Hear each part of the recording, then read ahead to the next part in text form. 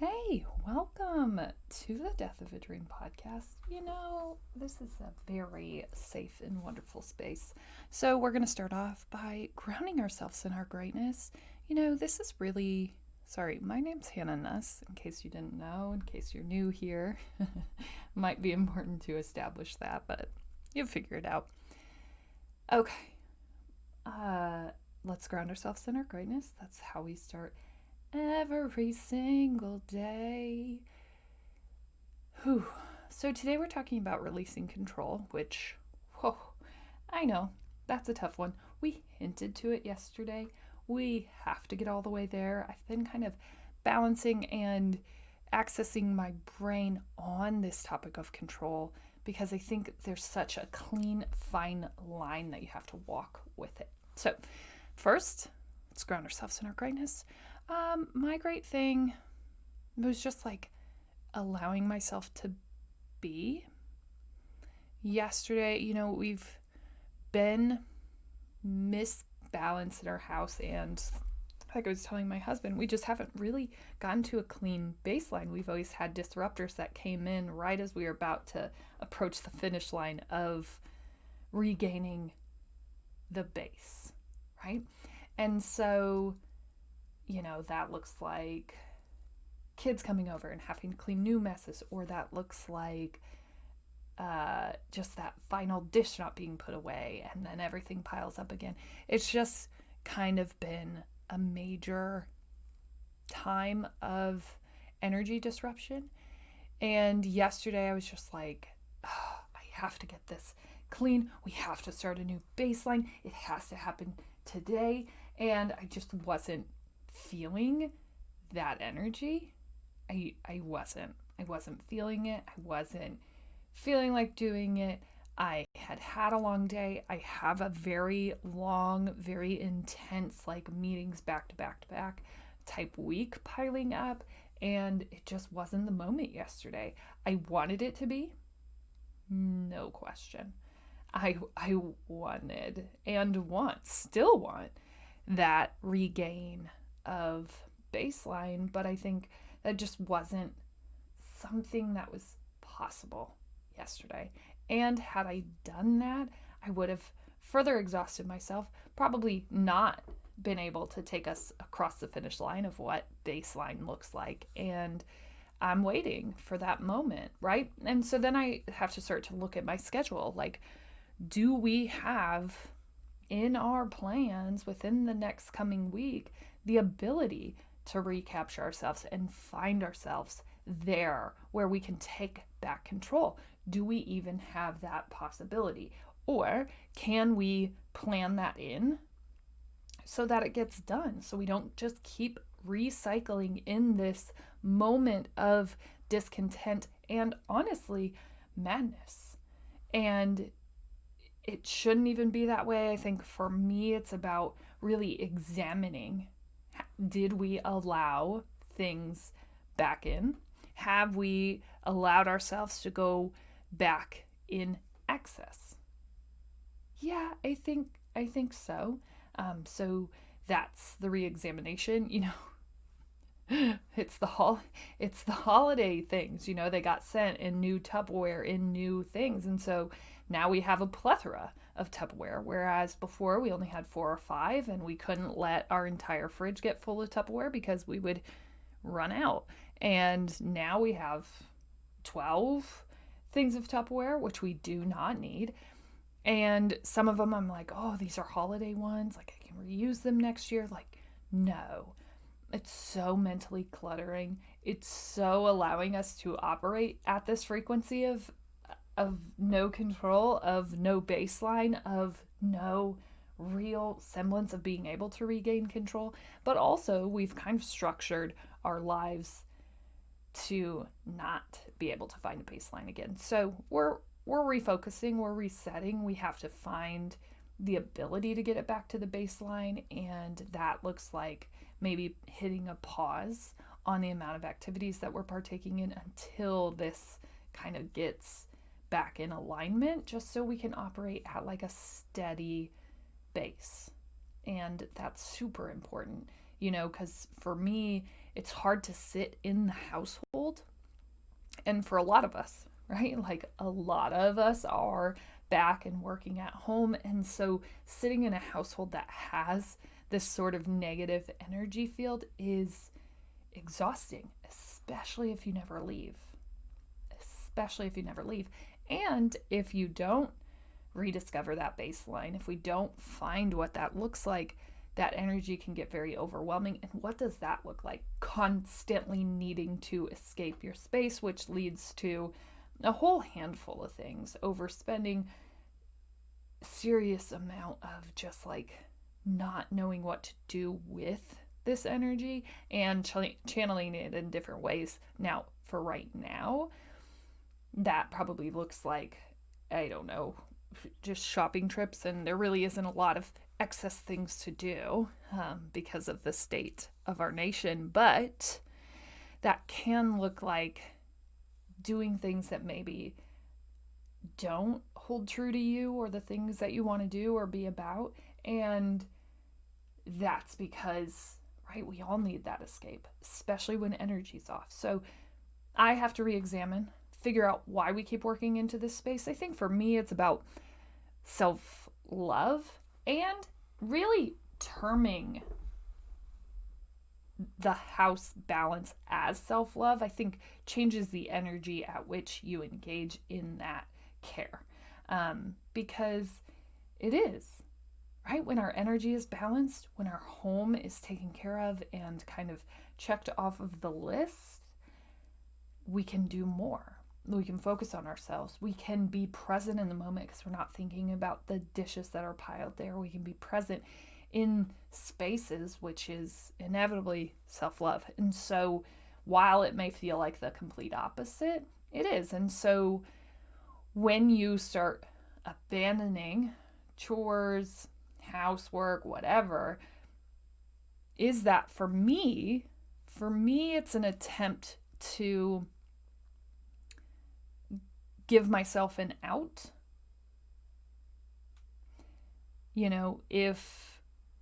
If the dishes need done, then I can't sit and do a business plan. Or if the laundry needs folded, then I can't sit and write a book query, right? And so it's so nice to have. So for me, I almost wonder if that's the reason that I'm not taking it across the finish line, right? Because then I have no reason for defeat at that point. And it's just easier, right? Like I'm villainizing household chores so that I can stay a victim to them, so that I can't be successful if I even would have the time. There's got to be a reason why I can't. That's a great one. Housework, right? Who doesn't have that issue? That's a really easy one to cling on to. And, that's avoidance of self for me. And everybody's situation looks a lot different. But for me, it really is just trying to avoid any responsibility for me doing the work that needs to be done, the work that I would love to avoid because it's uncomfortable and it's unknown and all the things, right? Dang it. All right. Well, yesterday I didn't push past that feeling of not wanting to do it. I did take a little extra time to just like cuddle and love on babies and just like take that time, because that's where I felt like I wanted to spend my time. And this morning I woke up feeling energized to complete tasks, and I can feel that energy kind of radiating off of me. And so I'm pretty sure now that we've kind of refocused and relearned, right? Even talking through this tells me that I'm trying to hold on to that for a reason that is hurting me, that is hurting my own self-care, that is hurting my own ability to do things that I know that I want to do, even if they're uncomfortable. So that's the value of talking it through, of writing it down, of making a physical gesture towards things that you're not quite understanding what your response is and why. And, whatever that outlet looks like for you, writing it, reading it, saying it, whatever. Do those things, do more of them, think through things, read about things, learn, just keep going, keep growing, keep moving. You got this. Okay. So, on releasing control, this is like a really strange topic for me because I was thinking about releasing control and the importance of that, and it started to remind me how terrible I was at this and how terrible I still am, right? Like we're all still learning. And so we've been talking about a lot of energy shifts and the importance of matching frequency. And you should all know that I am foot deep into that work. So I'm still understanding what it means. I'm still kind of diving into that world and better focusing and understanding of that. I think the word, right, my word of 2021, credence, I think takes that to the next level because it's not just movement. It's also acceptance, right? And so in order to accept what is meant for you, you have to let down that wall. You have to let down that fear. You have to let down all of those things so that you can match the energy so that it can come back to you. And for me, that's like a major wall. And it's a conscious state. It's continuing to work through my mind and my own natural response. And I don't know that it's natural, my own response that has been created over time. And my response to most things was coming from such a negative energy vibration that it doesn't happen overnight, because Hanna said, oh, my word is credence, and I'm going to mentally accept and match the vibrational level at which energy is returned and given. I'm going to do that today. No. It's just about being conscious of it. You don't win the next day. You continually watch your own patterns and catch yourself going back into those, because you go back and you don't even realize it because you had operated at that place for such a long time. And so it's just about understanding that. Now, today I was thinking about control and how important it is to release that control, because inevitably nothing is in your control. Yikes. I know. Isn't that? Okay, we're still going to go there.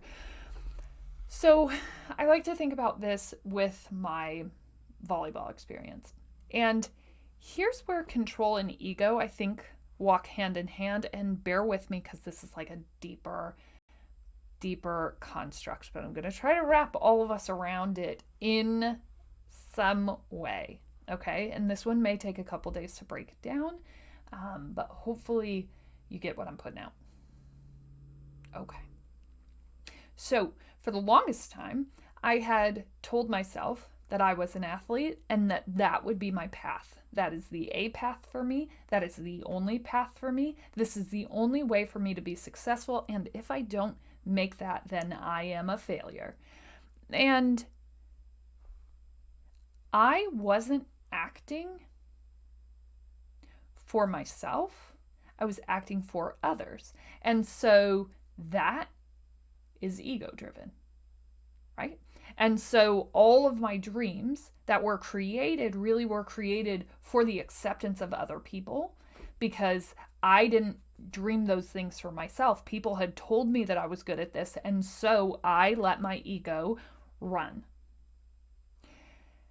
When we release that, we can actually start to listen to what it is that we want, and it seems like the exact opposite, right?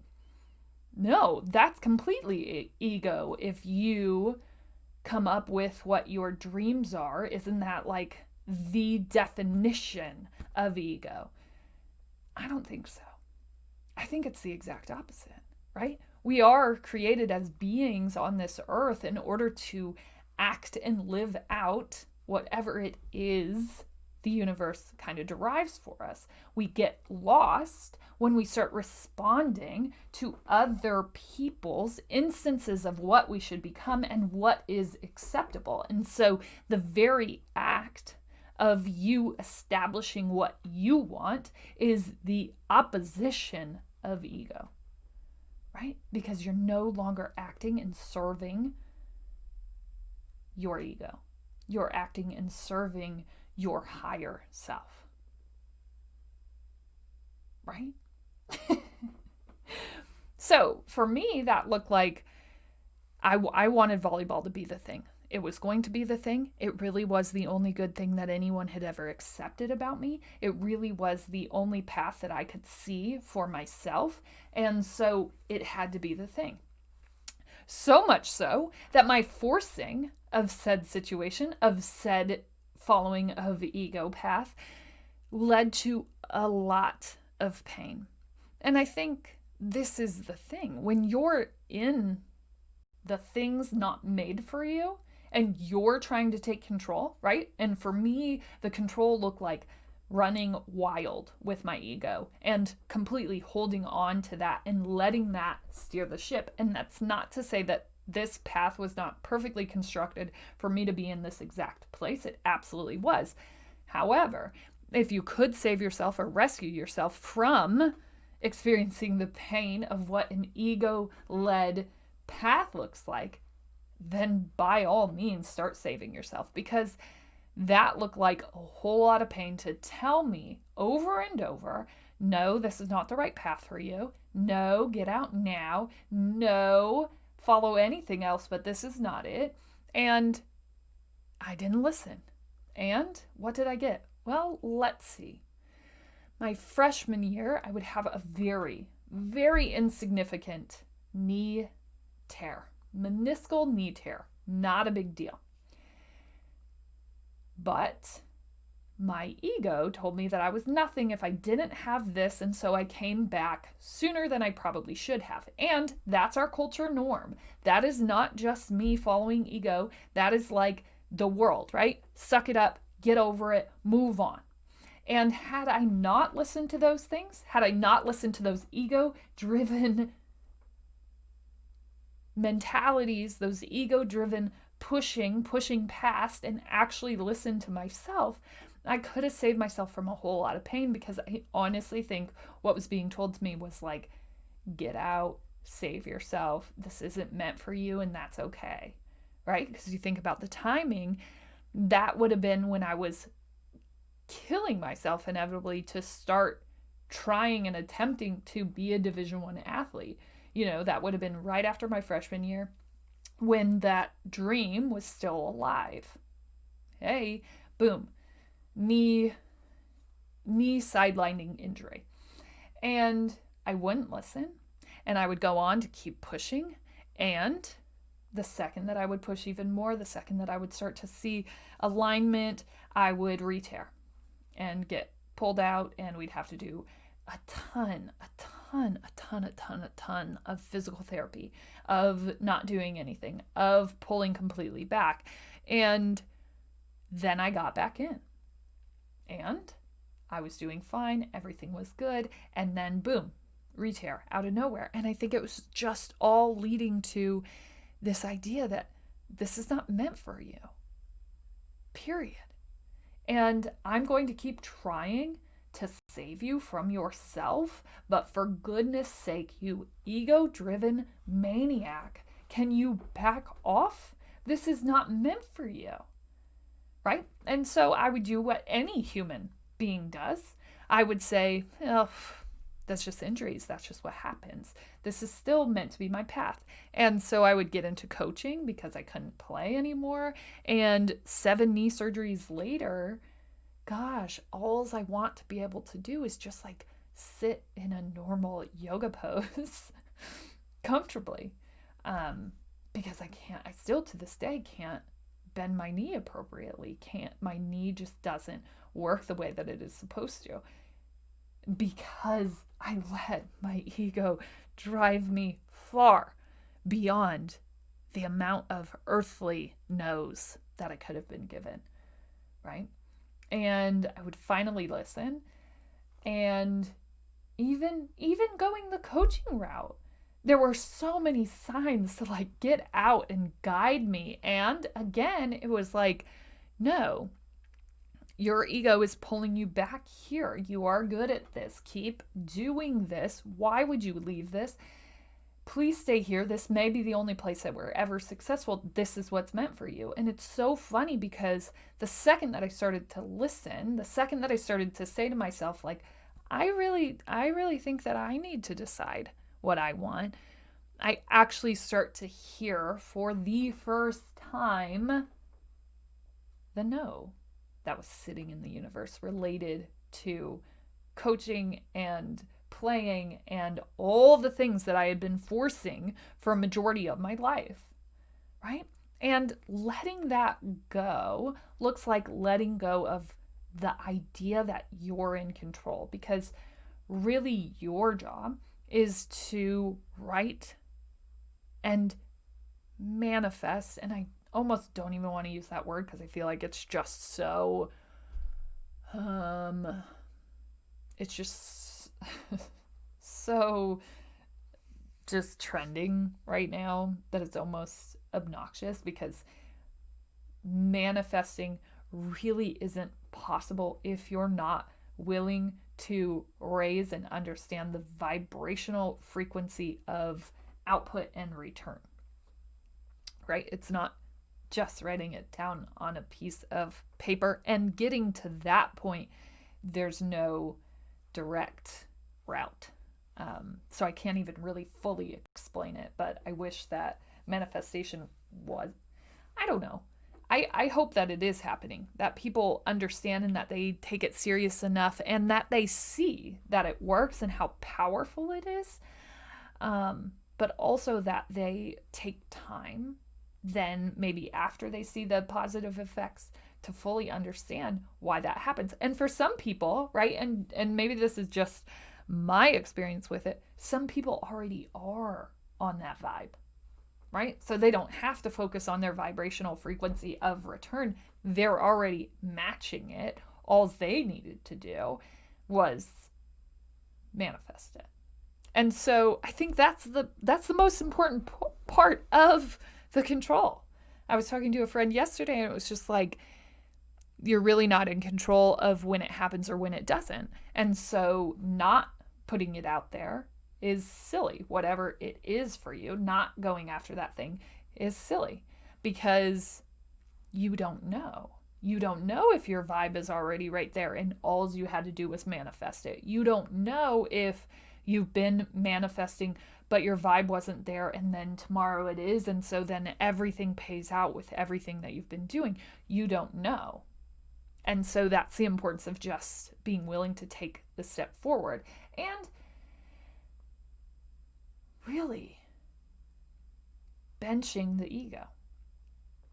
Period. And ego was something that I really touched on pretty hard early on in that first year, and I couldn't fully explain it. And even now, it's kind of a tough subject, but I think ego inevitably is thinking that you are in control and are the center.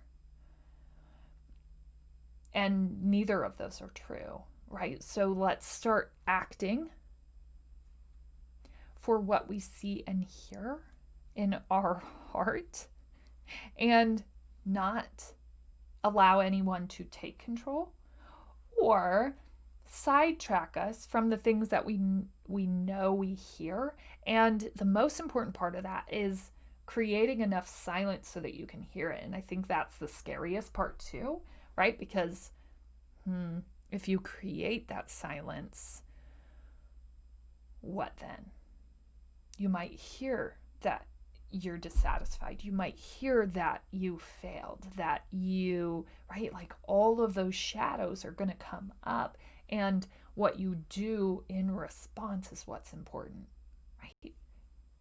Deal with the shadows. We're all born and worked into this world in different ways. And all of us got hard cards and good cards, and some of us got extremely hard cards and very, very small amount of good cards. But at the end of the day, the second that you stand up for yourself and you start walking your path and what's true to you, and you stop letting your ego drive that, right? And I like to think of ego like this. Ego is your response to the world and what it wants for you and from you. And so a lot of ego driven things look very money centric, look very material centric, look very response, so that keeping up with the Joneses centric. And it's a very hard thing to release yourself from, because we really live in a very, very materialistic, ego-centric world. It's really hard to escape from. It's really hard to walk a different path because, I don't know, people are probably going to make fun of you. And by probably, I mean definitely will, especially if you're knocking off those things that most people credit to success. So the nice car, the nice house, the nice, I don't know, boats, RVs, all those fun things, lake house. I don't know what all y'all have, right? But the second that you kind of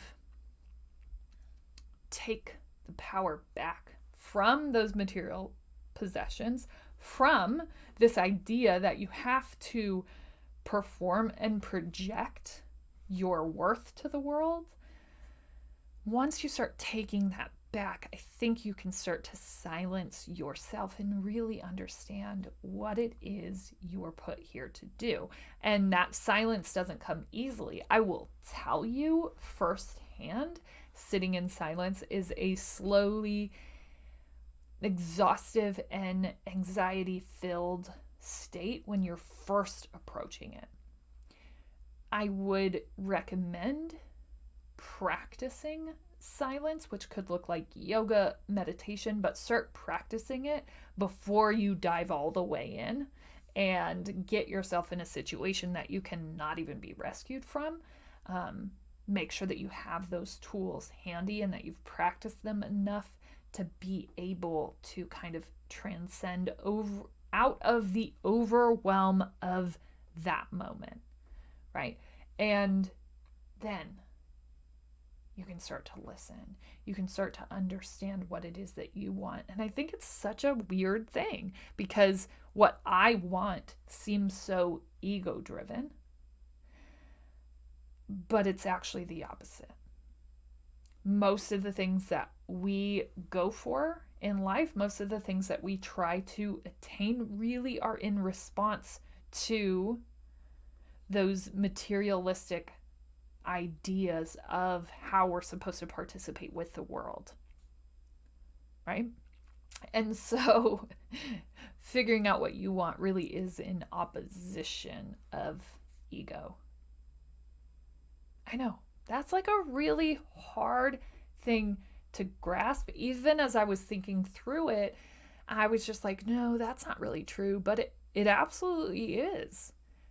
You know, me trying to attain something not meant for me led to more pain than I can even wrap my head around. And that wasn't just the physical pain of my knee. That wasn't just the physical pain of just misalignment. It really was misguiding me for a good portion of my adult life. And it's because I was leading with ego, period.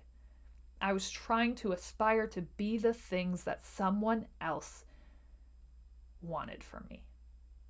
I didn't have any say. So today, start taking that back. What are the things that you're responding to, and what are the things that you actually want? And that comes with a lot of silence and focus and healed work towards the new you. As always, you're smart, you're strong, you're beautiful. What are you going to do? Change the world.